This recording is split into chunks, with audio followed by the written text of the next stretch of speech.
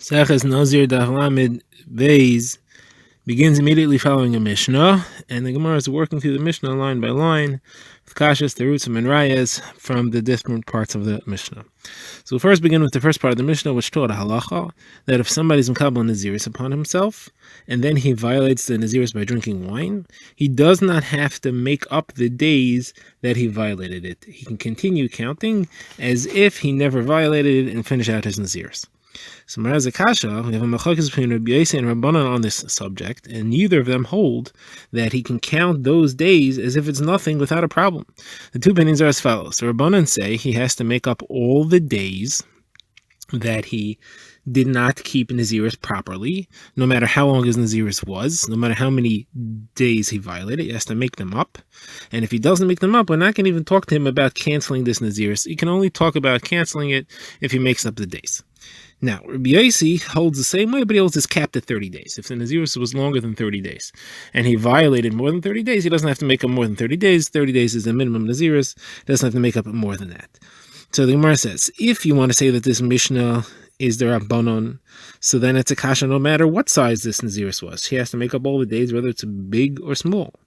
If you want to say that it's Rabbi Yossi, so then it's only a kasha if it's a small Naziris. If the Mishnah is referring to a small Naziris, or Rabbi Yossi says a small Naziris, up to 30 days, you have to make them all up. All right, more than that, you don't have to make up. But you still have a kasha from a small Naziris. So the Gemara answers, I could fit it into Rabbanan, I could fit it into Rabbi Yossi. I could fit it into Rabbi Yossi easily. I'll say our Mishnah is referring to where it was a long Naziris, and it's not saying you don't have to make up any days. It's saying you don't have to make up the extra days beyond 30, which is what Rabbi Yossi holds. Rabbi Yossi holds you only have to make up 30 days, you don't have to make up the extra, and that's what the Mishnah means to say. Now, I can fit into the Rabbanan also by changing the text a little bit. The language that we have is Misha Shenazar, meaning to say that he keeps counting from the time he made the Naziris, he goes straight.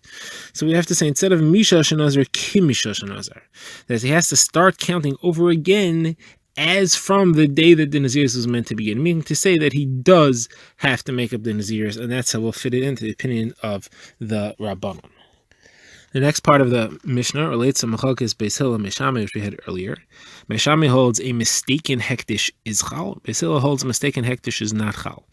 Even so, Beis Shammai agrees that if the Naziris is canceled because it was ruled to be made in error, the carbon that was mukdash, the animals that were mukdash for those karbonis, are canceled and they go back to chulin.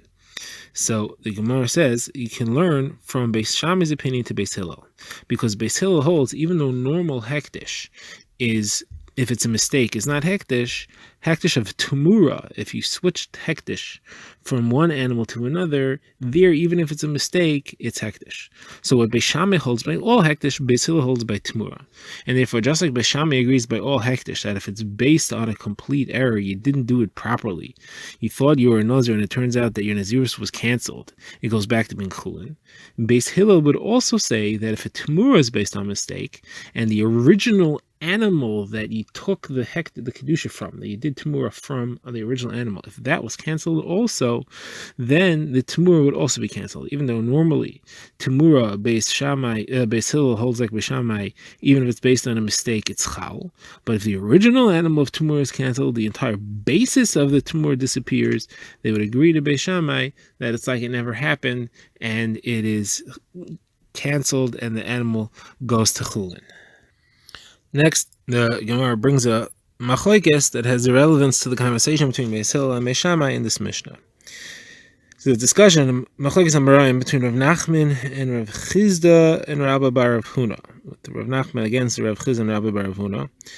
We know that the halacha is that if somebody is counting his ma'aser behema, so he's supposed to say on the 10th animal that this is ma'aser. If he says on the 9th or the 11th that it's ma'aser, and on the 10th he calls some other number, so all three are hektish. So the Gemara says that Nachman holds that that's only if he said it by mistake. If he said it on purpose, it's not hektish. Rav Chizda and Rabbi Rav Huna say no, even if he says it on purpose, he calls 9 and 11 10th on purpose, knowing that it's not the 10th, it's hektish anyway. It's chal meiser on it anyway. So the Gemara says now, in our Mishnah, we had a discussion between Beis Hillel and Beis Shammai, that Beis Shammai proved to Beis Hillel that a mistaken hektish works because if somebody makes 9 or 11 hektish, even though it's a mistake, it works. So the Gemara says that Beis Shammai should have answered, if Rav Nachman's right, that it's only if it's a mistake, not if it's on purpose. So Beis Hillel should have answered Beishamai, say, how could you prove anything from Meiser? Over there's a totally different halacha. There, even if he makes it hektish, number 9 and 11, if he makes them hektish Meiser on purpose, it doesn't work. You're talking about if somebody makes a mistake, something which if he would have done it on purpose, if he's makdish a behema, and it's on purpose, so for sure it works. If he does it by mistake, or if he does it wrong, it also works, you're saying. But over here, you want to prove that a hektish by mistake works. Here, even if you do it on purpose, it does not work. It only works if you do it by mistake. It's a totally different halacha. How can they prove that from anything? It's obviously there's a kasav. So Gemara says, if Simi bar Rashi said, no, that's not a good answer that Beis Hillel could have said. Meaning, the fact that Beis Hillel could have said this and they didn't is a proof that Rav Nachman must be wrong, that the halacha is not true, that when Rav Nachman says that it does not work if they do it on purpose, that must not be true. So Simi bar Rashi says, no, really, Beis Hillel could not have had the taina, because Beis Shammai would have been able to answer very simply, no, it's a kavah chomer. This hektish doesn't work by kavana, and yet it still works by mistake. So hektish which works by kavana and hektish which works on purpose, kavah chomer, it works in a mistake. Because it's even weaker, it doesn't even work on purpose, and yet it still works by mistake. So if it's stronger and it works on purpose, it certainly works by mistake.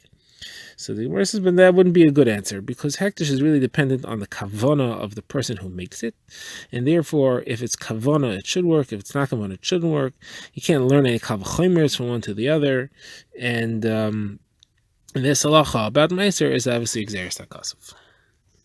Now we're in the next Mishnah, which discusses how you get a heter on a nazirus. So just like a neder, Nazirus requires a heter based on a mistake. He didn't understand something. And just like a neder, there's something called a pesach, which is that you find a reason that the person didn't realize when he was making the neder. If he would have known something, he would never have made the neder, never made the Nazirus. However, you can't use anything.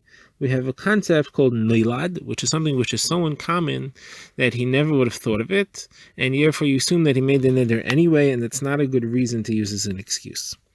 So the Mishnah discusses somebody who had animals at home, and he made Nazirus with the assumption that he has animals and he could use them for his karbanis. And then he finds out that they were stolen. So now he wants to get a heter, because now he has to go buy other animals for his karbanis Nazirus, and he doesn't want to do that. So he goes to the Chacham. So the Chacham should rule as follows. The Mishnah says, if the animals were still in his possession at the time that he made the neder, then he should not cancel those Nazirus, because the possibility that the animals will be stolen is noilad, and it's something far-fetched, and you can't use noilad as a pesach to take off the heter. If, however, the animals were already stolen at the time he made the Nazirus, and it's not noilad, it already happened, he just didn't know about it. So if he would have known, he never would have made this. If he would have known the state which already exists, he never would have made the Nazirus, then he should give him a heter and take it off. Now the Gemara says a very similar thing happened when the Beis Hamikdash was destroyed, and the people who were Nazirim came to bring their kabbanis, and they found that the Beis Hamikdash is gone. So now they can't bring kabbanis; they're stuck being Nazirim forever. So what should they do? So they came to Nachum HaMadi, and he said to them, "I give you a heter. If you would have known that the Beis Hamikdash was going to be destroyed, would you ever have made your Nazirus?" And they said no. He said, "Okay." Mutalach is no longer any Nazirus. But this came before the Chachamim, and the Chachamim disagreed. They said, no, destruction of a Beis Hamikdash is noilad.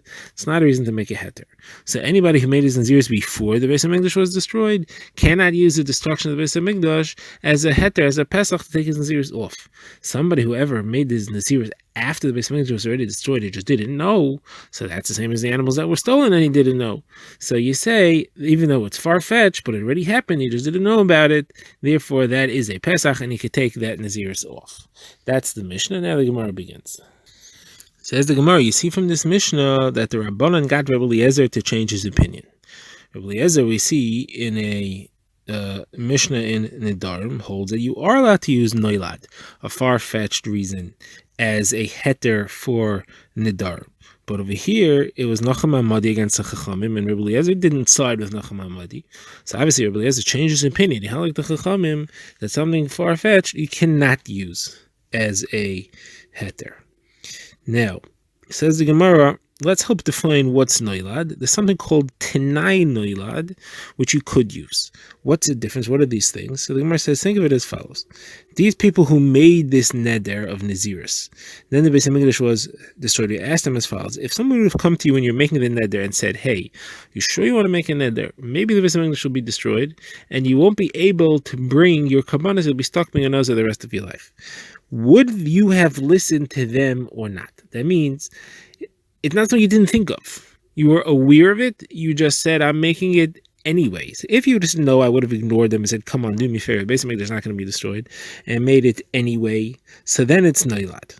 And that's the kind of thing that you can't use it as an excuse, because you were aware of the possibility. Not that you didn't think of it. You were aware of the possibility, and you decided that it's irrelevant. So there you have no excuse. If, however, you would have said, oh, if somebody would have pointed that out to me, I would have not taken the risk. That's called the Tinai Nidarim, and that you could use as a heter. We don't call that Noilad, even according to the Chachamim. Now, the Gemara wants to discuss, is the destruction of the Beis HaMikdash really so far-fetched? Says the Gemara, Rav Yosef says, if I would be there, I would say that it's not Noilad. You have a pasuk in Yirmiyah that says, Heichal Hashem, Heichal Hashem, Heichal Hashem, Heima. Says 3 times Heichal Hashem, there's going to be 3 Batei Mikdash. It means that the first and the second will both be destroyed. It's already predicted that the second Beis HaMikdash is going to be destroyed all the way back in Yirmiyah, Perek Zayin. So they knew it was going to be destroyed. It's not far-fetched. So Gemara pushes off. The Gemara says they knew it was going to be destroyed, but they didn't know when. So why should they think it's going to happen now? So says Abai, they did know when. There's a nevuah in Sefer Daniel Perek Test. It says that the second Beis HaMikdash will be destroyed Shavuim Shivim after the first Beis HaMikdash. 70 sets of Shemitah, 70 sets of 7 years each, so 490 years. So the first Beis HaMikdash was destroyed for 70 years. Second Beis HaMikdash was rebuilt after 70 years. That means they had 420 years where the second Beis HaMikdash could stand, and then it was going to be destroyed. So they knew which year was going to happen. So you can't tell me that they did not know. So the Gemara answers they knew which year, but they didn't know what day, and therefore it is considered to be Noilad. We'll end off with another Mishnah. This Mishnah was already quoted earlier in part. We quoted the case, and now by Shammai Paskins, this Mishnah is going to show there's a lot of other opinions and variables to this case. The case is there are 6 people walking on the road, and they see someone approaching. They couldn't tell who he was. So each of the 6 makes a statement of Nazirus, and many of them are contradictory. So the first one says, if that's Ruvain, I'm a Nazir. Second one says, if that's not Ruvain, I'm a Nazir. The third one says, if either one of you is a Nazir, I'm a Nazir. Now you would seem that he has to be a Nazir for sure, because the guy who's approaching is either Ruvain or it's not Ruvain, and therefore one of them is a Nazir for sure. And the fourth guy says, if none of you are a Nazir, I'm a Nazir. That would seem to be impossible, because it's either Ruvain or not Ruvain. So one of them is a Nazir for sure. Now, the fifth guy says, if both of you are Nazirim, then I'm a Nazir. And that would seem to be impossible also, because it can't be both Ruvain and not Ruvain. And the sixth guy says, if all 5 of you are Nazirim, I'm a Nazir. So, Beis Shammai holds are all Nazir. Even though some of them are based on mistakes, they thought some Metzias was going to happen and it can't be. But a Nazirus and any Hektish that's based on a mistake is a Nazirus, so they're all Nazir. Beis Hillel says, the only ones that are Nazirim are the ones whose words came true. The guy who said it's going to be Ruvain, if it turns out to be Ruvain, so the one who said I'm a Nazir, if that's Ruvain, is a Nazir. The one who said I'm a Nazir, if one of you is a Nazir, he's a Nazir as well. Now, Rabbi Tarfon says none of them are a Nazir. Rabbi Tarfon holds you can't make a Nazir if it's not clear at the time you make it that it's Chal. If it's dependent on something that's going to be revealed later, it's not Chal. Now the Mishnah says, what happens if the guy disappears and they never find out who he was? So here we have a Tanakama, who the Gemara will say is Rabbi Huda. Rabbi Huda holds in a case like that, it's not a Nazirus. Nazirus has to be something that's determined. And Nazirus is depending on something that's never determined. It's not Chal, no matter what it was. Rabbi Shimon says you have to get out of the suffix. You don't know who's a Nazir, who's not. So you have to figure something out. So what you do is you say as follows. Each one should say, if I was right, if my words were the truth, meaning if the one who says that I'm a Nazir, if that's Ruvain, he should say, if that was really Ruvain, then I'm a Nazir, like I said before. And if not, I'm now making myself another Nazirus. Nazirus Nadava. So that way he's a Nazir either way, and not more than one Nazirus. And then they're all Chayav Nazirus B'Teiras Vadai. And there's no more any Sveikas. The Gemara now asks briefly on the words of Beis Hillel. Beis Hillel says in our lashon in the Mishnah, they say the one whose words were not fulfilled, they are the one who are Nazirim. So the Gemara says, how does that make sense? The one who's not fulfilled should be the one who's not Nazirim. If we're going with only the one whose words count, then it should be the one who's not fulfilled. It should be the one who is fulfilled, not the one who's not fulfilled. So the Gemara has two answers. So Yehuda says you have to change the language of the Mishnah. It should say the one whose words are fulfilled. Abaye says different shot. Abaye says, no, what we mean here is that each one changed their lashon, and they said the opposite of what they said. They changed what they said first, and they changed the opposite. So the first one said, "I am a Nazir on condition that this is Ruvain," and then he said, "No, on the condition that it's not Ruvain." So we go with the latter thing that they said. And Basil is teaching me the one whose first words were not chal, the one whose first words did not come fulfilled. Only the latter ones, those are the ones who become Nazirim because we go with their latter words.